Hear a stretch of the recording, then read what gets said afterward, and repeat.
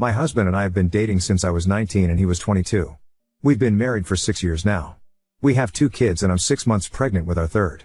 2 years ago I found out my dad has stage 3 colon cancer. My dad is my only parent as my mom passed away when I was 12. He's my favorite human and life without him doesn't seem as colorful. His laugh is contagious and he gives these big bear hugs that seem to make all of your broken pieces feel like they're perfectly in place again. Whenever I've had a hard day he doesn't poke and prod and just lets me vent and listens. About 5 months ago we discovered the treatments aren't working for him and in direct quote of the doctor he said months not years. Since then he's gotten progressively worse and now is losing memory. He looked at the dog he got for me on my 21st birthday and said, "Wow, that's a nice dog, where'd you get it?" My husband has been my absolute rock. He has been there for me holding my hand and helping me through this. He's been so loving and attentive to both my kids and don't get me wrong, I am a mother first always. I don't allow myself to wallow. My kids are still loved, cared for, played with, and I haven't let my load slack around the house. Once my dad got his updated prognosis my husband encouraged me to quit my job. About a month later we discovered we were pregnant again and I still hadn't let go of my job, I kept holding out for some reason. After finding out I was pregnant again he assured me it was still okay to quit my job, that honestly it would save us a small fortune on daycare costs anyways. So I did, I quit my job. My best friend and I have been friends since diapers. Her family is like my family and vice versa. My mom and her mom grew up together. We've always been solid and right after my dad's appointment when we found out he had so little time left I drove straight to her house and she held me while I cried for hours. If there are soulmates in friend form, she was mine. Thick as thieves is what my mom used to say.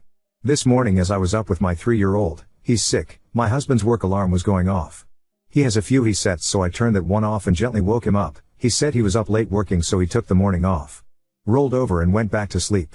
As I went to turn off the remainder of his alarms I saw a text from my friend on his lock screen that said, "I'm assuming since there hasn't been an angry pregnant lady on my doorstep you haven't told her about us yet?"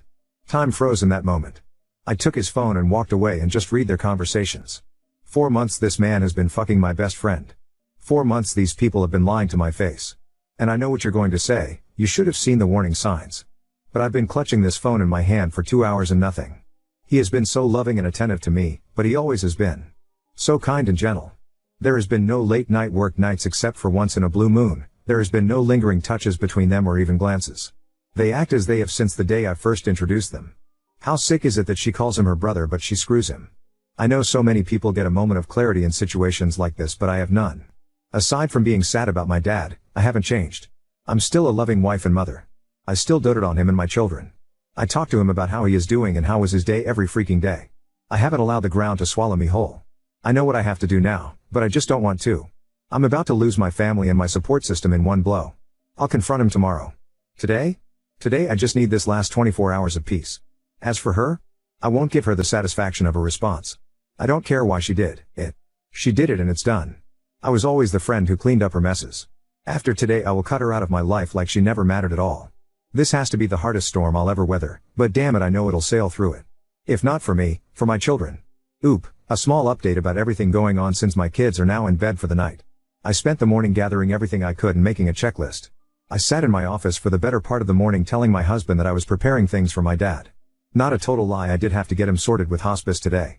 My boss would be happy to have me back, however my lawyer said pump the brakes on that idea for the time being. However my old boss did tell me that whenever I'm ready, the door is open and to just give her a call.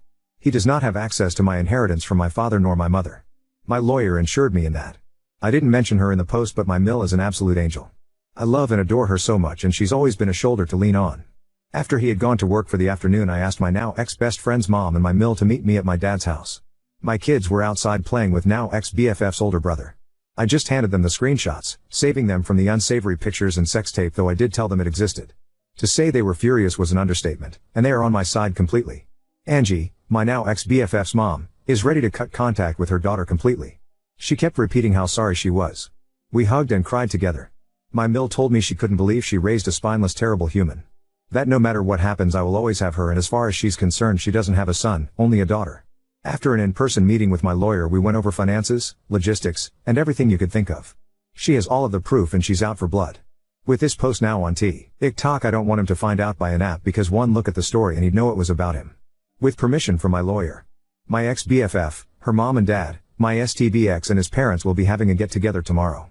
By the time they're sitting down and showing them everything and that I know. My dad, my kids, and my ex-BFF's brother, He's coming to help me juggle the kids and my dad. Being big and pregnant doesn't help with mobility. We'll be at my dad's cabin a few hours away enjoying time and space. I know a lot of people were hoping for me to get revenge or do psychological warfare, but honestly after my kids went to bed I took a shower and just broke. I don't have the strength or energy to dish anything out. I just want out. Pretending like everything was okay today was too exhausting and I just don't want to do it. Once he finds out tomorrow I'll update with aftermath, as I'm sure it will be huge. Update 1. Angie and Bob ex BFF Jess STBX, Tyler ex BFF's brother Jake, and I'll just refer to my dad as Dad. I have a few things I want to get through, so I'll just summarize as best as I can, and if you have any questions I'll answer in the comments. To get this out of the way because to me it feels important. Yesterday I scheduled a same-day appointment with my obgyn and got tested for just about every STD/STI out there. I got the results for most back and they were all negative. There's a few that take up to 2 weeks to get the results back for, so I'll be waiting on those. When I met with my lawyer I brought everything on my end financially wise, including the wills from both my dad and my mom, and I managed to get my hands on his financial documents. He stores his in his office in a locked box. I also brought over everything we had set up financially for my children. While I'm not totally sure if it's everything, I am pretty confident I got most of it. My lawyer was happy I managed to get my hands on that much. Ruth even handed over her will to me Rom both her and Bob to ensure I was taken care of in the divorce. My lawyer understands I'm wanting a divorce immediately, however she wants to make sure she is thorough and isn't missing any key info. So hopefully I'll have actual divorce papers to give him in about 30 days. I'm not rushing her though, I'm letting the professional do her job. Now for the sit down. I asked Angie and Ruth to describe everything in detail on what happened. Angie, the revenge seeker that she is, forced them to sit through a slideshow she put together of all of the texts. I know a lot of you were concerned about one of them telling them sooner than later, but they were so secretive they didn't even tell their significant others about what was happening. Once the slideshow ended, Tyler tried lunging for Jess and Joe actually had to force him to sit down. Tyler was shouting profanities at Jess and telling her she will regret this. Jess started crying and begging her parents for forgiveness. Bob looked his daughter in the eye and told her he will never forgive her for this, blood or not, she is no daughter of his. He didn't raise his daughter to be this person. Jess was always a daddy's girl, so I think that cut her pretty deep. Jess is in the middle of a divorce herself and her parents were giving her money for her lawyer and they told her she is cut off from them both financially and physically. Tyler's dad was irate. According to Ruth, he looked like he was holding back on throttling him. From there Tyler went straight home. I know because we have a Ring doorbell camera along with a few cameras in the house for our kids to keep an eye on them when we aren't right next to them. Tyler came home and saw that most of mine and the kids' stuff was gone and he lost it. Started yelling and throwing things. The house is now trashed with a few holes in the walls for decoration. When he didn't find us there he went to my dad's. While I did spend most of the day he was at work packing and moving things into my dad's house. We were already at his cabin. Tyler took a baseball bat to my dad's door trying, and failing, to break it down. My dad's neighbor actually called the cops on him and he was arrested. His parents refused to bail him out. I had an appointment with my therapist today. I've had one for a year now since I was struggling with my dad, and it felt good to just cry it out and let everything out about how I was feeling. It was very helpful and she gave me a few tools to work through my emotions with this one. I felt very grounded and empowered leaving my session today. I'm also planning on setting up my children with a therapist when we get back from the cabin to figure out the best way to deal with telling them. I know people said I shouldn't, but I will be telling them, just in an age-appropriate way. I don't want there to be secrets and lies between us. I've always been as open and honest as I can with them, again in the most kid-appropriate way. Just because they're small humans, they're still humans and still deserve the truth. I had a handful of comments telling me I should stay and every man cheats. I should work things out because most of our marriage was good. I refuse to believe all men cheat. My parents were married for 20 years and after my mom passed my dad never moved on. I watched my dad love my mom for 12 of those years and cherish her.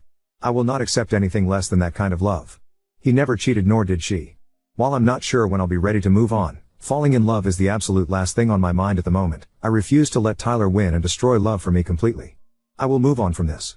Jess started blowing up my phone demanding I fix this situation and immediately blaming me. My lawyer told me to not block texts just in case they spill out an additional info I was missing. She was playing the poor me card very hard. The thing is though, I never influenced Angie and Bob to cut contact with their dog. They made that choice on their own. She actually started blaming me for stealing the love of her life. I introduced them when Tyler and I started dating, so not sure where that came from, and that Tyler is only with me for the kids. Honestly, I knew she was just trying to hurt me at that point. I didn't give her the satisfaction of responding though. Between her and Tyler I have about 200 missed calls. Tyler went from begging and pleading me to forgive him. Like I said, I didn't have divorce papers to hand him, so he's stuck in this unknown gray area. I also asked Angie and Ruth to not say anything about the divorce to him yet. Purely just for my satisfaction, honestly. I know it's slightly petty, but keeping him in that gray area of not knowing is my small revenge to him, to threatening to call the cops on me for kidnapping, telling me Jess wasn't the only one, bingo, just what I was looking for, to telling me I'm a stuck-up bitch, to threatening me, to back to begging me for forgiveness. Honestly, it was just a whiplash reading those texts. I'd be lying in saying if those texts didn't hurt me and terrify me all at once, but I refuse to let them break me. As for both of them together, I don't think he is going to stay with her. I think he blames her for blowing up our marriage, honestly. Who knows though, they deserve each other.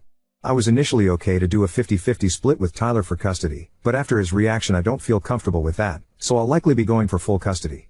Jake has about 30 days of leave he's saved up, and he's going to be using them to help the kids and I get settled at my dad's house, and honestly to be there in case Tyler tries showing up going crazy again. He's been such a big help to the kids and I lately, and I'm forever in his debt for this. Last night after the kids went to bed he hooked up his Xbox and we played a game called Diablo 4 together to help me take my mind off of things. It was fun. However, he did sort of confess that he's always had feelings for me somewhere in the midst of things, but also told me to not say or do anything back. He understands a relationship or anything like that isn't on my mind and won't be for a while. He isn't wrong, but just that he's felt that way since we were teenagers and just wanted to get it off his chest. Thank you again. Seriously, your comments, your support, your messages, all of it has been one giant breath of fresh air. Just knowing I have a whole online community willing to go to bat for me has kept me treading water these last couple days. Your comments have popped in my head when I felt like just giving up on leaving him because it's so hard, and gave me so many great points and helpful advice. I know I deserve more and I can't accept his actions. And to the people who commented relating to my situation, my heart goes out to you all. This pain is awful and I hate that so many of you can relate, but your stories have resonated deep within me. You all keep commending me for my strength, and my personal favorite is telling me how proud of me you are. Every time I see those words I start to tear up. I'm blaming the pregnancy hormones, but your words have helped put me at ease so that way I could do what I knew I needed to do. So I'll leave this here for now. If anything of importance happens when I go back home I'll update further. Thank you all, and I hope you have a wonderful evening. Hobbit Bones, I'm sure many of us would like to know, have you told your lawyer that you want to go for full custody? And have you saved those messages your STBX said with threats toward you and your children? I'm sure you have, since you saved screenshots of messages the first time. You've handled this really well. Update 2. My dad passed away about a week after my last update. I knew it was coming, but it still feels like a gut punch. Thank you for everyone who kept him in your thoughts. Truly. My marriage has officially ended. Once Tyler, I believe he's the fake name I assigned to him, please don't call me out if it's not, it's been a while, discovered just how serious I was about leaving him, he became compliant and was willing to give me everything I asked for in the divorce. So my lawyer opted for a dissolution versus divorce. The process is a lot quicker and went smoothly. As of right now I have full custody while he works out his anger management and whatnot with therapy. I'm not sure if I'll ever trust him again with the kids, but I'm also in therapy as well, are my kids. I'm not making any decisions at all right now when it comes to that. He gets supervised visits at a facility where there is an army of staff and security and someone is there at all times. That's once a week, and he does get video calls twice a week. The kids are adjusting pretty well. There are days when I think it affects them more, but they've suffered some big losses, so it's to be expected. I did decide to give the baby my dad's first name though. It just felt right. But baby is doing so very well and is thriving despite the amount of stress I've had going on. I'm managing as best as I can with everything going on. I miss my dad like crazy and I'm still trying to figure out how to exist in a world where he doesn't. The grief still is so very heavy. I'm still mourning my marriage as well. I don't regret leaving him, but it still hurts me deeply. However, I'm picking up the pieces and making my life whole without him. My ex-mill now I guess? Ike still feels weird, and Angie helped me out so much. They've really allowed me to lean on them in these moments. Whether it be taking the kids for a little while or cooking dinner for us when I don't have the energy. I truly am so lucky to have them. And finally, to what you all have been waiting to hear about, Jake. Jake is now back in California. He tried extending his leave but the military said no. It was truly wonderful having him there and helping me. In the first few days after my dad's passing, he picked up so much slack for me that I will truly never be able to repay him for it. He is so patient and kind. That being said, nothing has happened between us. Though he did hold me while I broke down after the kids went to bed quite a few times. But that's the extent of it. No kissing or anything like that. He does call me and text me multiple times a day. Right now I just don't have any room in my life for romance. I have so much grief and the weight of being a single mom has been heavy. He hasn't pushed me on it either. He let me know that he meant every word he said and that he's willing to just be my friend until I decide I want more, if I ever decide I want more with him. I wish I could be the girl that jumps in with both feet, but the betrayal from my ex is still fresh and I'm worried I would burn anything out before it started. So I asked for friends and time to process everything else in my life before I even consider processing a new relationship. He happily agreed. Oh, and Tyler and Jess are not a couple. Most of you were right, he left her high and dry. Though I don't wish misery on anyone, I'd be lying if I didn't say I get the smallest amount of satisfaction that her life went up in smoke. She's been blacklisted from her family. And I know a lot of you said it's weird that her parents did that, but if you guys knew just how deep my bond went with that family it wouldn't seem weird at all. Angie is like my surrogate mom. She gave me the safe sex talk, the period talk, she listened to me cry about the boys who broke my heart, she held my hand while I delivered my kids. When she talks about me she calls me her daughter. She knew my mom for practically her whole life. She held my mom's hand when she delivered me, and if anything had happened to both of my parents, she is who I would have gone to live with. My parents had that in their will. So with all of that being said, please just be kind to me in the comments. I put this off for a few days because of how hostile some people were, and the prospect of being called a liar doesn't sound too appealing at the moment. Again, I can't thank you for the amount of light and love I've received from you. I promise I read every comment and message, I just haven't had the capacity to respond. You have really helped brighten my days with all of your words of encouragement. I appreciate you all. I am so lucky to have an army of internet friends. You guys are the best 3. This is it for now. I probably won't post anything else for a while. I'm still trying to find my footing, and I'm trying to get settled in a new routine before I bring a brand new baby in the world. I may come back to this, but I may not. Though I do promise I'll update if anything happens with Jake and I. Lol. I know so many of you became invested. P.S. Please excuse any typos. Pregnancy insomnia is kicking my ass right now. Oop, 23rd of August 2023 to 1 month later. Just wanted to come back for a small update. Smile baby is here. He was born slightly premature, but no NICU stay was needed. He was 5 pounds 9 ounces and 19 inches and absolutely beautiful. Angie was in the room with me when I had him, while Mill stayed with the other littles. My older 2 are obsessed with their baby brother, and it makes my heart happy. Mill and Angie are taking turns spending the night and days with me for the first 6 weeks until we get acclimated. I told them they didn't have to, but they insisted. Honestly, I'm grateful for it. I can feel the waves of PPD trying to drag me under, and my mental health really hasn't been doing so good. Don't worry, my therapist knows and we're working through it. Knowing that this baby never gets to know and feel the love of my dad has really been hurting, and the fact that this is the only grandbaby he didn't get to meet. I miss him like crazy and wish he was still here. Jake was planning on staying in for another 2 years to retire, but they offered him early retirement, not because anything going on with me or this whole situation. There was a situation at work. He didn't do anything wrong, lol, so within the next 6 months he'll be moving back home. He's going to try house hunting and find a place before he comes home, but since he isn't allowed to take any leave during this time to view places since he has to work on his exit stuff, there's a chance he'll be temporarily living with me until he finds a place. No, he isn't moving in permanently, lol. He might even just get an apartment for a year and then buy a house. There's also some drama with Tyler already because he's pissed I wouldn't let him in the room when I had baby. So if you want any more updates on that front, I'll provide when I'm not overwhelmed. Love you all. Thank you all for being my ear when I need to vent and get everything off my chest. I hope all of your days are wonderful today and everything goes your way. Until next time, friends 3. Hey everyone, I can't believe it's been almost 2 months since I last updated you all. I've missed chatting, but life has been keeping me very busy. Does Tyler's parents still talk to him? No. My Mill cut him off almost instantly and went no contact. Phil is very low contact and only speaking with him when he takes the kids to their supervised visits to see him. Did Tyler cheat on you with more than just Jess? To my knowledge there was only one other girl, which if you click on my comments and scroll a little you'll see me briefly explain the situation. If there are any more than that, it's not to my knowledge, and I honestly think I'd prefer to not know. Aren't you concerned about Jake and Jess being in contact with one another still? They are siblings after all. Jake and Jess never had a good relationship. They were very low contact before any of this came out. They never got along as kids and the relationship never changed as they got older. Looking back on it, it was a major red flag how she treated him. They only ever spoke as adults as family functions, and even that was brief and only surface level conversations. What all are you telling your children? You should let them process how they need to. The only one who is old enough to semi-understand what's happening is my oldest. I sat both of them down and simply said Mommy and Daddy aren't together anymore. Daddy did some things that I wasn't okay with. That means Daddy won't live with us anymore, but you can still see him, spend time with him, and love him with all of your heart. It might be a little confusing and that's okay, but it's important to know that we both love you guys so much and that will never change. Then asked if they wanted to talk about it at all or if they had any questions about the situation.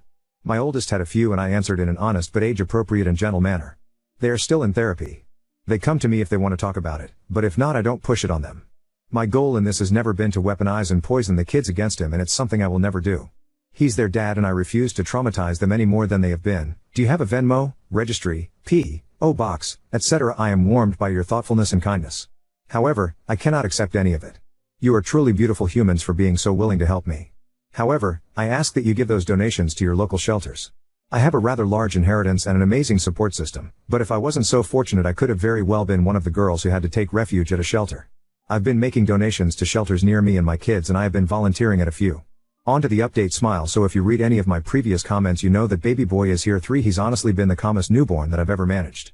Hardly cries, is very content and happy all the time. He's been reaching all of his milestone markers, even hitting the ones that aren't on the preemie scale. It's been such a relief and a blessing. The older two completely adore him and are of course eating up the extra attention they get from their grandparents.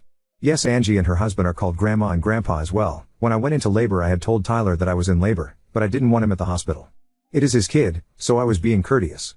He blew up on me for taking away his right to see his child be brought into the world. I simply turned off my phone to relax and de-stress. He actually showed up at the hospital and had to be escorted off the property by security.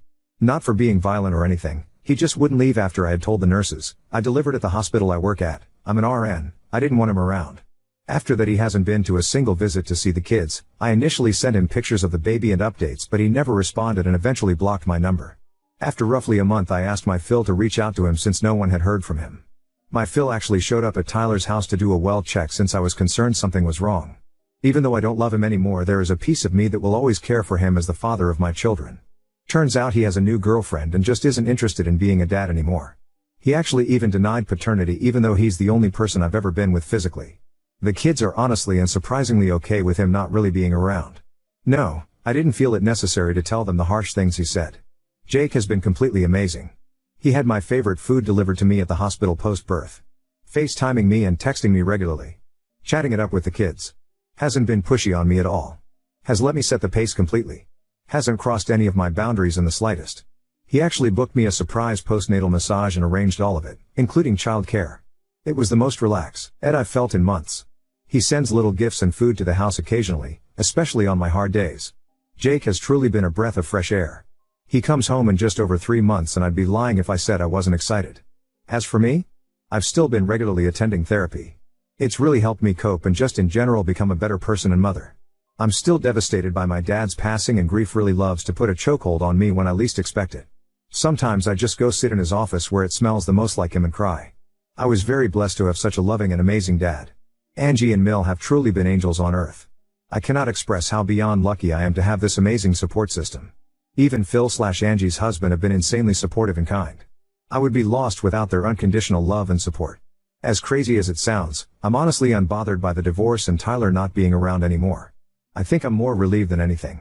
My heart aches for my children, but I don't think I truly realized how long I was holding my breath and walking on eggshells in that marriage until I was in a space where I didn't have to anymore. My therapist and I really dug deep and took off the rose-colored glasses.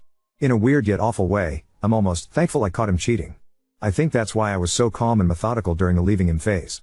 I go back to work next week. I think I'm ready to find my new normal and get back into a routine. While my heart aches my dad isn't around to see it, I'm ready to unlock this next chapter of my life. Cheers to the chapter of healing, self-love, new beginnings, and finding peace within the chaos. Thank you for going through this journey with me, supporting me, sharing your stories with me, and just being here. Love you all internet friends. I hope you have an amazing day. I'll update again when I can. 3. Hey. I just wanted to say how impressive you have handled the situation and how much I admire you for that. I am very happy to hear that you have such a strong support system and that things are seemingly going well for you. I was even more impressed that you help out and donate to shelters nearby. To me, you truly seem like a genuinely nice and caring person. What I wanted to ask you is, in the first post you spoke very highly of your husband and how he behaved during your pregnancy and during the time your father was sick. I wanted to ask you whether there were things or signs that you can recognize now in hindsight more clearly. You've mentioned that you talked to your therapist about that. I imagine she has helped you recognize some of these things. Would you be willing to share those signs? I would be really interested in seeing what type of behavior one has to look out for in order to find out if one is being manipulated. One reason why that is because my little sister was in a horrible relationship with an older man and she also had her rose-colored glasses on which prevented her from seeing his true character. It was a stressful time for me and her especially, and I just hope so much that we can avoid these types of men in the future. Anyways, I wish you much happiness in the future, and if you ever decide to make another update, I will be reading it. Smile. Oop. One thing about manipulators is they almost never start big.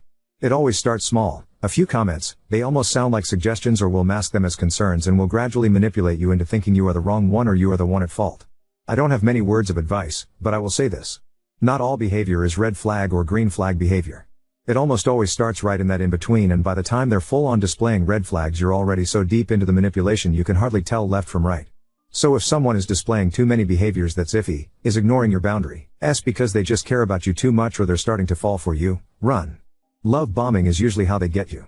You can tell when someone is love bombing by simply saying, hey, this is moving too fast. Can we take a step back and just start slow? Usually you can gauge from there based off of how they react. Per my therapist, make sure to actually follow up on the going slowly. If they get agitated about it moving slow, that's how you know.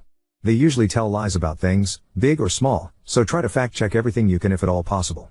My ex-husband loved to play the you just don't know what real love feels like, because you've never been in a healthy relationship before me card whenever I'd raise concerns. Or he'd get affectionate and say, you're just overthinking it, sweetie. Don't read too much into surface level things. If they just brush off your concerns and don't take them seriously, or apologize and promise to change but don't make any real moves to actually change, get out of the relationship. They will also try to flip it on you if you have anything concrete on them. Make you seem crazy or like it's all your fault. They will never change, nor will they take your concerns seriously. And lastly, just trust your gut. If something feels off, it's because it most likely is. The warning signs are almost always there if you look for them. I hope your sister finds the love she deserves, and I hope she heals from the trauma that was not her fault.